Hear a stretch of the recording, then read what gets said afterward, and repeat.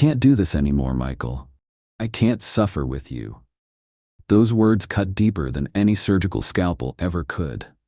They hung in the air of my hospital room, suspended between us like a physical thing.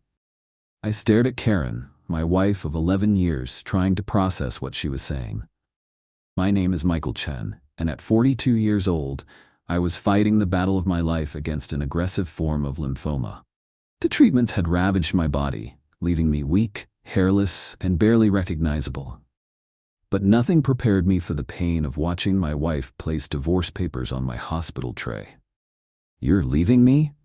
Now?" My voice was barely a whisper, hoarse from the latest round of chemotherapy. Karen didn't meet my eyes, her gaze fixed on the window behind me. "This isn't what I signed up for, Michael. I can't watch you waste away. I need a life." I noticed she had already removed her wedding ring. How long had she been planning this? She continued, her voice detached and clinical. "The papers are straightforward. I'm not asking for much, just the condo and my car. You can keep your pension, whatever's left after the medical bills anyway." I should have been angry. I should have shouted or pleaded or thrown something. Instead, I felt a strange calm settle over me, like I was watching this happen to someone else. "What about in sickness and in health?" I asked quietly. Karen sighed, finally looking at me with something between pity and impatience. "That's just something people say, Michael. Nobody really means it when things get this bad." She gestured vaguely at my frail body, at the medical equipment surrounding me, at the chemical cocktails dripping into my veins. "I'm still young. I deserve happiness." As she spoke, I thought about our life together. The Silicon Valley startup we'd both worked at, where we met, our wedding in the Redwood Forest, the condo we'd bought together in San Francisco. I also thought about something she didn't know, something I hadn't told anyone. The letter that had arrived 3 weeks earlier from my uncle in Taiwan. The uncle who had raised me after my parents died, who had put me through college, who had never married or had children of his own, who had apparently been quietly amassing a fortune in real estate and tech investments for the past 30 years, who had died and left everything to me, his only living relative. "I need your signature today, Michael," Karen was saying, pulling a pen from her designer handbag. "The sooner we can file these, the sooner we can both move on."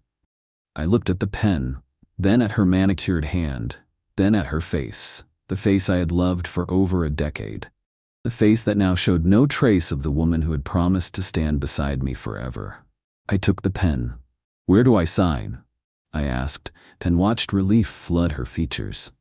She quickly flipped through the document, pointing to several flagged signature lines. I signed without reading the details. In that moment, I didn't care what the agreement said. I was facing mortality in a way Karen clearly couldn't understand, and legal details seemed trivial in comparison. Besides, I had bigger concerns: surviving, recovering, and figuring out how to manage an unexpected inheritance over $20 million. An inheritance Karen knew nothing about. After I signed the last page, she gathered the papers quickly, as if afraid I might change my mind. "I've already moved most of my things to Jason's place," she said, not quite meeting my eyes. Jason. My mind took a moment to place the name. Jason Sanders, her yoga instructor.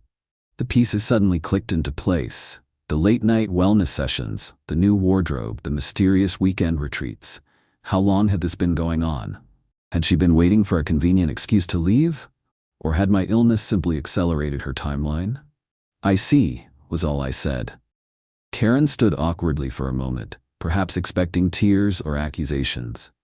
When none came, she leaned down stiffly, pressed a dry kiss to my forehead, and whispered, "I hope you get better, Michael. I really do." And then she was gone, her expensive perfume lingering in the antiseptic hospital air.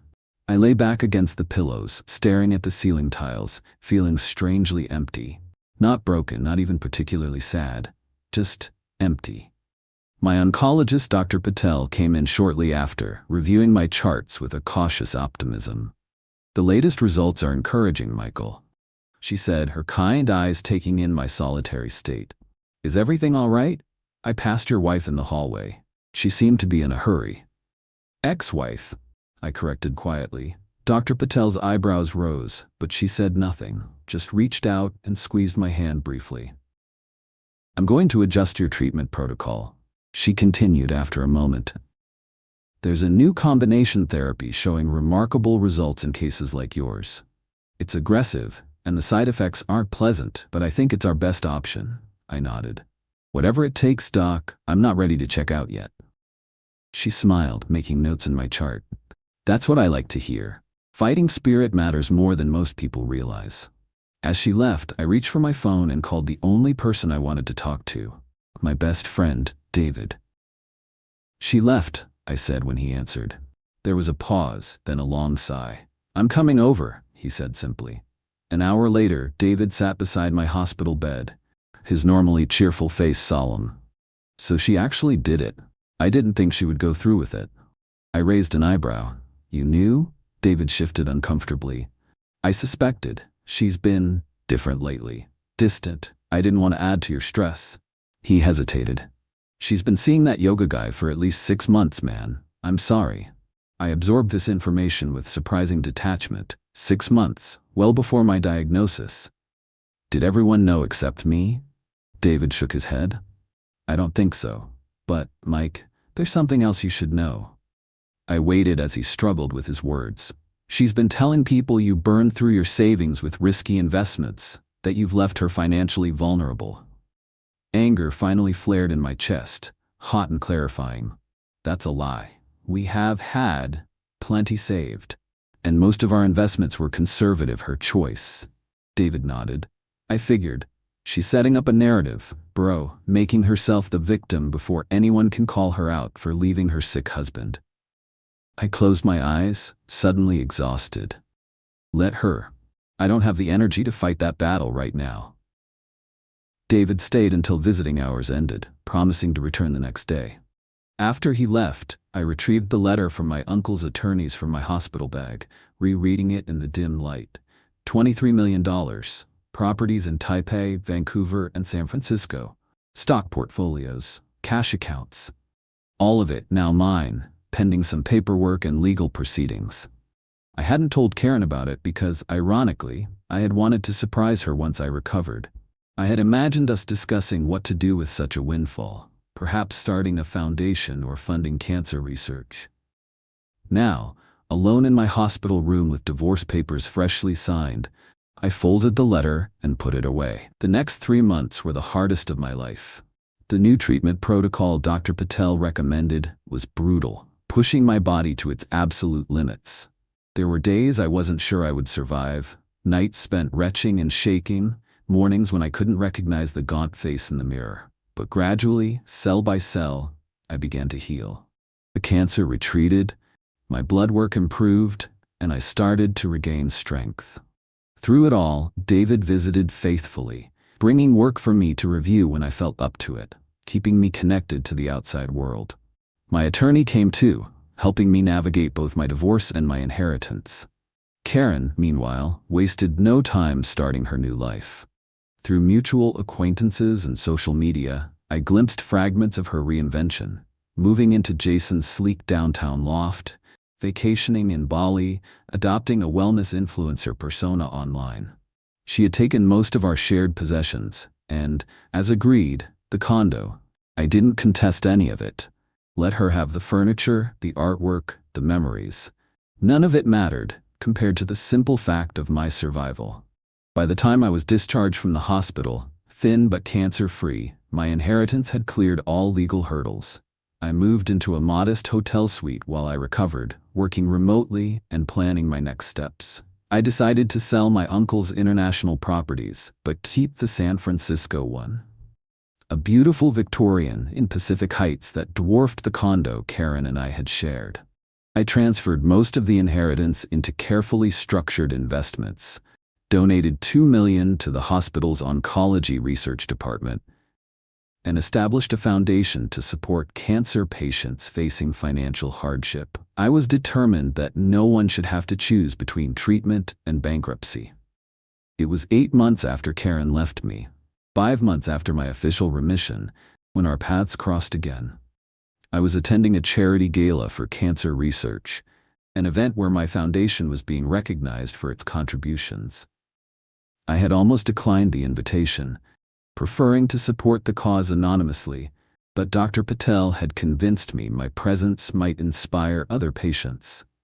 So there I was, in a tailored tuxedo that finally fit properly again, my hair grown back, my complexion healthy, looking much more like my old self, or perhaps a new, improved version.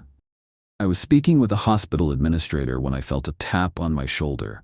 I turned to find Karen staring at me, her eyes wide with shock. "Michael," she breathed, taking in my appearance. "You look alive?" I supplied when she trailed off. She flushed. I was going to say, "Well, you look really well." I nodded politely. "Thank you. I am well." She was as beautiful as ever in an expensive gold dress, her hair styled elegantly, diamonds at her throat. Jason hovered awkwardly a few steps behind her, looking uncomfortable in his rented tuxedo. "I didn't expect to see you here," she continued, her voice uncertain. "I could say the same," I replied. Before she could respond, the hospital administrator beside me jumped in. "Mr. Chen's foundation has been instrumental in our new patient support initiative," she explained enthusiastically. "His donation has already helped dozens of families navigate treatment without financial ruin." Karen's perfectly sculpted eyebrows rose. "Foundation?"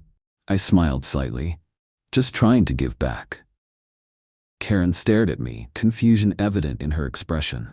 I could almost see the questions forming behind her eyes, but before she could voice them, we were interrupted by the event coordinator announcing dinner. "It was nice seeing you, Karen," I said, nodding politely to Jason as well. "Enjoy your evening." I turned away, joining Dr. Patel at our table near the stage. Throughout dinner, I could feel Karen's eyes on me from across the room. I focused on the conversations around me, the purpose of the event, the future plans for the foundation. When it was time for speeches, I was surprised to hear my name called to accept a recognition award. I hadn't expected this and briefly considered declining, but Dr. Patel nudged me encouragingly. I made my way to the stage, aware of Karen's gaze following me. "Thank you for this honor," I began, looking out at the crowd of medical professionals, donors, and survivors. "When I was diagnosed last year, I didn't know if I would live to see another spring. Thanks to the incredible team at San Francisco Medical, particularly Dr. Patel and her innovative approach, I'm standing here in remission." I paused, gathering my thoughts. During my treatment, I learned that while cancer doesn't discriminate, access to quality care unfortunately does. Too many patients face impossible choices between life-saving treatments and financial stability. I continued, speaking from the heart about the foundation's mission, about the patients we'd already helped, about my vision for the future. I didn't mention my personal journey beyond the medical aspects, didn't mention Karen or the divorce or the loneliness of fighting for my life alone. As I concluded my brief speech, I caught Karen's eye in the audience. Her expression was unreadable, a complex mixture of emotions. "None of us knows how much time we have," I said, addressing the room but somehow feeling as though I was speaking directly to her. "What matters is how we use it, and who we choose to spend it with." After the speeches, as guests mingled over dessert, Karen approached me again, this time alone. "Can we talk?" she asked quietly. I hesitated, then nodded, following her to a relatively quiet corner of the ballroom. "Your foundation," she began. "How is that possible? After the medical bills, the divorce, you shouldn't have that kind of money." The directness of her question surprised me. "No, I shouldn't," I agreed simply. She waited for more, but I offered nothing. "Michael," she said, frustration edging her voice. "What's going on? 6 months ago you were dying, broke from treatment costs, and now you're this." She gestured vaguely at my appearance, my presence at this exclusive event. I considered my response carefully. There was a part of me, a small hurt part, that wanted to throw the truth in her face, to watch her realize what she had walked away from. But that impulse felt petty, beneath the person I was trying to become. "My uncle in Taiwan passed away," I said finally. "He left me his estate." Karen's perfectly applied makeup couldn't hide her sudden pallor. "Your uncle?" The one who raised you, I nodded. How much? She asked, then immediately backtracked. I'm sorry, that's not my business anymore. No, I agreed mildly, it's not. We stood in uncomfortable silence for a moment. When? She finally asked. When did you find out? 3 weeks before you left me, I said, the words hanging between us like a verdict. Karen's hand moved to her throat, fingers clutching at her diamond necklace. You knew? When I brought the divorce papers, you already knew. I nodded. Why didn't you say anything? Why did you just sign them? The question seemed to burst from her as if she couldn't contain it. I looked at her, really looked at her, seeing not just the beautiful woman I had married, but the stranger she had become to me. Would it have changed your decision? I asked quietly. She didn't answer, which was answer enough. That's why, I said. I didn't want someone who would stay only because of money. Karen's eyes filled with tears. Though whether from regret or simply the realization of what she had lost, I couldn't tell. I did love you, Michael, she whispered. I just couldn't handle seeing you that way. I wasn't strong enough. I nodded, accepting her truth without judgment. I know, not everyone is built for in sickness and in health, but I needed someone who was. Before she could respond, Jason appeared at her side, placing a possessive hand on her lower back. Everything okay here? He asked, looking between us with barely concealed suspicion. Karen quickly composed herself, wiping surreptitiously at her eyes. Fine, she said brightly. Just catching up with Michael. Jason nodded stiffly in my direction. Your speech was good, man, really inspiring. His words seemed genuine, if awkward. Thank you, I replied. The foundation means a lot to me. Karen glanced at Jason, then back at me. We should go, she said. It's getting late. I nodded, oddly relieved. It was good seeing you both. Karen hesitated, then reached out as if to touch my arm before thinking better of it. I'm glad you're better, Michael. Truly. I believed her in her way. Take care, Karen, I said and meant it. I watched them walk away, Karen's gold dress catching the light, Jason guiding her through the crowd with his hand still on her back. I felt no satisfaction in her obvious regret, no vindication in the knowledge that she now understood what she had thrown away. There was only a quiet sense of closure, of a chapter finally ending. David found me still standing there, watching the space where they had disappeared into the crowd. Was that Karen? He asked, following my gaze. I nodded. And Yoga Boy? I smiled slightly at his nickname for Jason. Yes. David studied my face. You okay?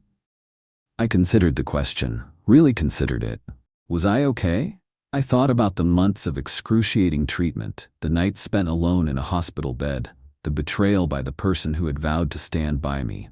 I thought about my uncle's unexpected gift, the foundation that had given me purpose, the second chance at life I'd been granted. You know what? I really am, I replied, surprised by how true it felt. Good, David said firmly, because there's someone you should meet.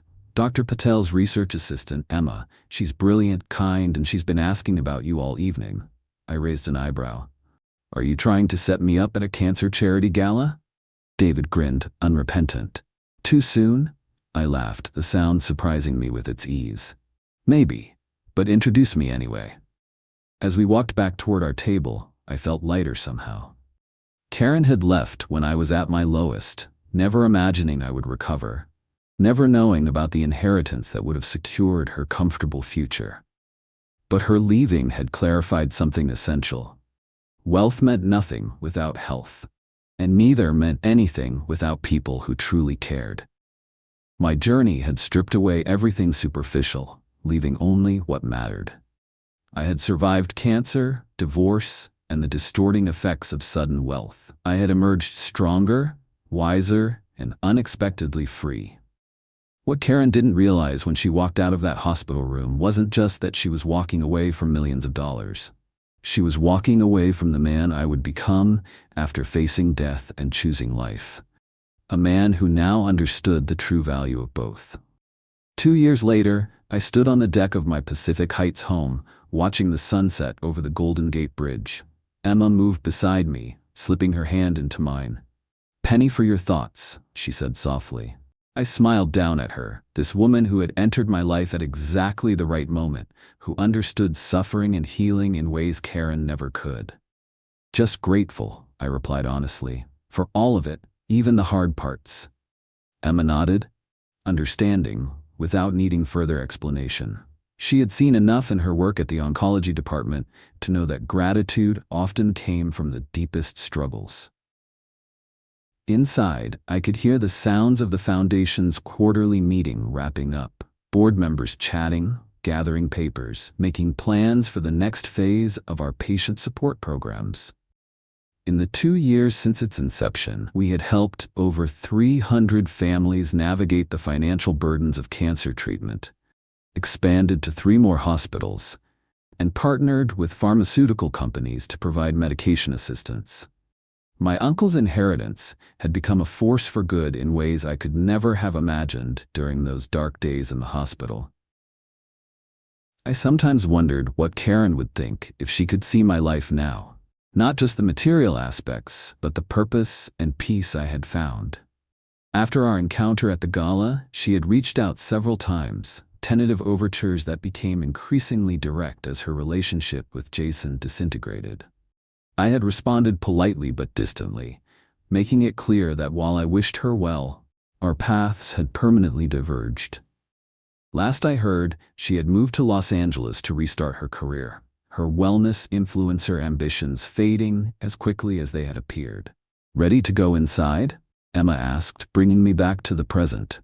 "David and Sophia will be here soon for dinner." I nodded, giving the sunset one last appreciative glance. "Ready," I said, and meant it in every possible way. As we turned to go in, I reflected on the strange, painful journey that had brought me here. My wife had divorced me during my illness, saying she couldn't suffer with me. What she didn't realize was that in leaving, she had freed me to become someone stronger than I had ever been. Someone who understood that the most valuable inheritance isn't money, but the wisdom to use whatever time we have with those who truly deserve to share it.